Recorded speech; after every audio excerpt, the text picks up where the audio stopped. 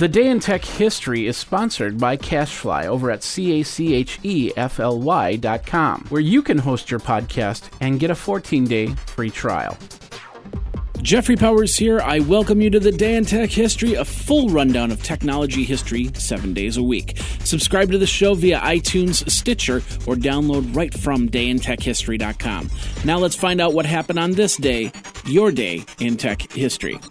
December 5th, 1941, Konrad Zuse completes his Z3 computer, which is the first program-controlled electromechanical digital computer. In 1947, although it was tested 2 weeks prior, today officially marks the birth of the transistor. In 1951, the first push-button control garage is opened in Washington, D.C. by Parking Services Incorporated. Cost them $325,000 to do that. A single attendant without entering the vehicle could automatically park or return a car to and from the Park-O-Mat in less than a minute. It was 2 elevators and it could park up to 72 cars that would occupy a lot 25 by 40 feet with 16 floors. In 1965, Richard Wexelblat becomes the first candidate in a computer science program to complete a doctoral dissertation. Candidates had previously performed computer-related research, but Wexelblat's diploma, presented by the University of Pennsylvania, would be the first to carry the designation, computer science. 1988, the last known reliable Atari software ROM report is generated.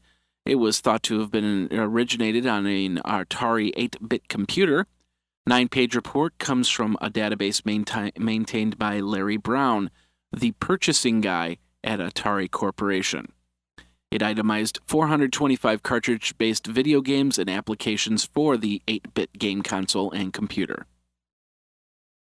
In 1994, the Walt Disney Company creates the Disney Interactive Division to develop and license interactive multimedia products on CD-ROM for computers and cartridges for Sega, Nintendo video game systems.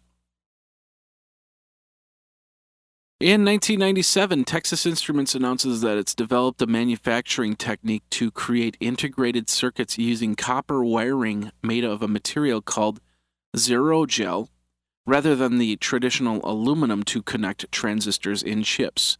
The company predicted the approach to lead to processors that are 10 times faster than current chips while using less power. It came just weeks after IBM announced the development of the first such technology, and Motorola announced a similar competing technology. And in 1999, Reuters news agency reported that the first anticipated wave of Y2K worms and viruses have been discovered.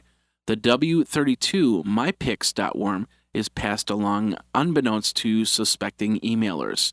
It was designed to entice recipients to open the file and instructs infected computers to disable themselves. If you love the Day in Tech History, then I encourage you to join my Patreon movement over at patreon.com/geekazine. Your contribution keeps the lights on and more Day in Tech History episodes available. Pledge as little as $1 a month or $12 a year for 365 days of podcasts. Add to that all the content from geekazine.com, morninggeeks.com, and other shows that I produce. That's over at patreon.com/geekazine. Now let's get back into your day in tech history. In 2000, Amazon.com crashes for 40 minutes as a result of an internal software mix-up. Also in 2000, Apple Computer announces that the slow holiday sales would contribute to its first quarterly operating loss since 1997.